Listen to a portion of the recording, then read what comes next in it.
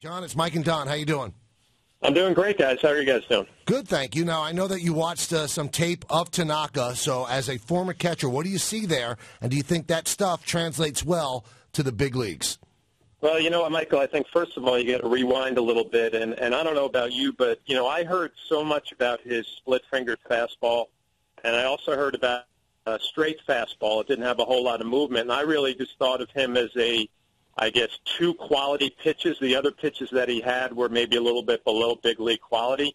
And when I saw this tape, you know, I probably watched 5 innings of that game that was on last night, and I watched it last week. His fastball has a little bit more movement than I was led to believe it had. It's not straight as a string. I wouldn't say it's a sinker, but it has a little movement in on righties, away from lefties. The split is as advertised. I mean, it's a big-time strikeout pitch, but he threw a slider in that game that you can tell he's got a lot of confidence that he can throw that pitch anytime he wants for a strike. It was a better pitch than I was led to believe it was going to be. And I think more importantly, it was an off-speed pitch that you could tell he could throw anytime in the count for a strike. So I looked at 3 big league quality pitches. The curveball is kind of a rolling get-me-over pitch. I think he could probably throw that a few times a game to get ahead in the count. But I would say that's a pitch that probably needs some work. So overall, I thought his stuff was better. He's not just a 2-pitch guy. He's got 3 quality, and he's got 4 or 5 different pitches he can throw. John, so much has been made about the different size of the baseball. How big a deal is that? That's a good question. You know, I got to be honest, I can't really answer that because, you know, for me, my whole life I've been using, you know, baseball over here in the States and a big league ball for as long as I can remember. And to tell you the truth, being a catcher, you know, it's not that big of a deal. Obviously, these guys on the mound manipulating the ball. I know Dice K had a little bit of trouble when he came over getting used to it. But, you know, everything we've heard about this kid, he's been preparing for this. He's been using a big league ball in between starts. And I was kind of surprised, you know, watching him stand next to Michael during that press conference. Seems like a big kid. And, you know, that would probably translate into some bigger hands. So you would think that transition to the big league ball would not be that much of a problem. But like everything else that he's going to have to go through, there's going to be a lot of eyes paying attention early on in spring training in that first month of the year. Is there any way to approximate, John, what 24-0 and 1.27 would equal here in the States? No, I don't think so. You know, for me, I throw those numbers out the window, and I concentrate more on the stuff that I just talked about. You know, he's got above-average big league stuff, so I think you pay attention more to that.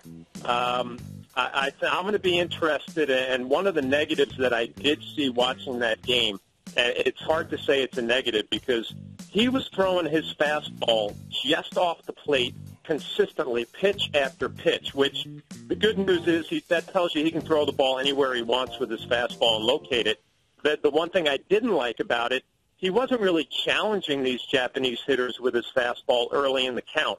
And I think that's going to be a big adjustment for him. Once he realizes you can attack big league hitters early in the count with your fastball and maybe cut the plate in half and try to get ahead with strike one, and then you start pitching to the corners. I think once that light goes on for him, there's no telling what he can do this year. I would say that would be the one thing that raised a little bit of a red flag for me. He seemed a little timid with his fastball and challenging over the plate with some of the Japanese hitters. And, you know, I think he could do it a little bit better early in the count when he gets over here. John, he was asked the question in the press conference, who was he looking forward to facing the most in Major League Baseball? And he said he hadn't really faced or knows any of them, so he's looking forward to everybody. So he's got to get an education on these hitters.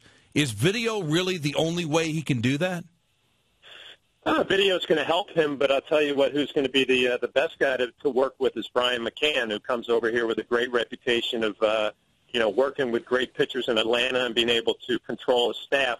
And you know what, you have to be honest, that relationship needs to be accelerated a little bit in spring training because you really want Tanaka to get comfortable with McCann. And just like I said before, once he realizes he can attack big league hitters, that's when he's really going to get better.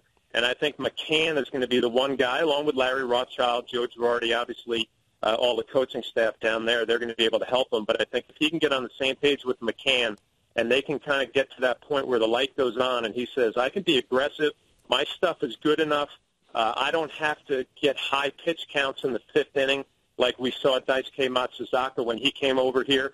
You really want to see Tanaka get aggressive early in the count, and the sooner he does that with McCann, the better off they're going to be. So what are some of the ways McCann's going to learn to communicate with Tanaka? I can't imagine he's going to be able to learn Japanese that quickly. So what are some of the things that you as a catcher can do to communicate?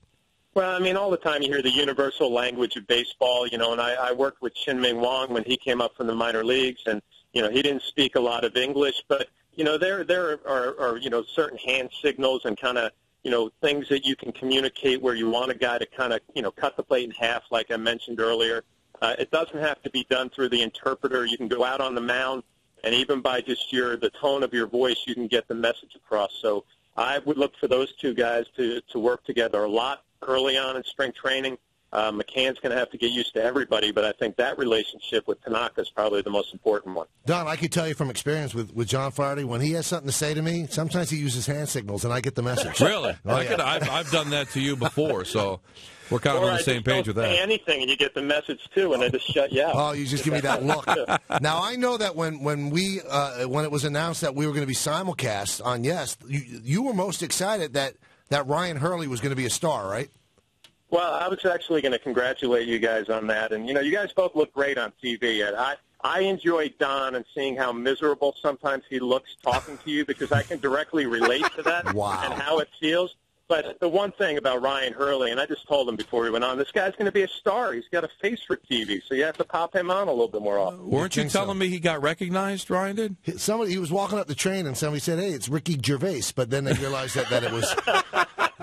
that it was Ryan Hurley from the Michael Kay show. Oh, Are you boy. all packed for spring training, John? No, not yet. I got to dig out some snow on Thursday. I'm sick of this weather, but I can't wait to get down there. But, again, Don, I don't get to work with the great Michael Kay in spring training. He picks his partners, and I didn't get picked this spring. See, that is wrong. That's just not the truth, John. That's not the truth. We'll spend a lot of time together. A lot of players say you play the schedule put in front of you, and now as a broadcaster, I broadcast the schedule put in front of me. And your name and my name are not together during the spring. Well, I got to tell you, that combination of you and Singleton is fantastic. So you do benefit from it, I think. Wow. That's a shot at you, Michael. That's a shot. You know what? The world takes shots at me, John. What can Why I is do? that a shot? I'm just complimenting the team that's now forced to be together because you won't work with the guy. John with anybody is great. That's the bottom line. Wow. John, really thanks for coming on and breaking down Tanaka for us. And also breaking me down. Yeah, and our relationship. Good luck, guys. I'm enjoying the show on TV. Enjoy. Thanks a lot.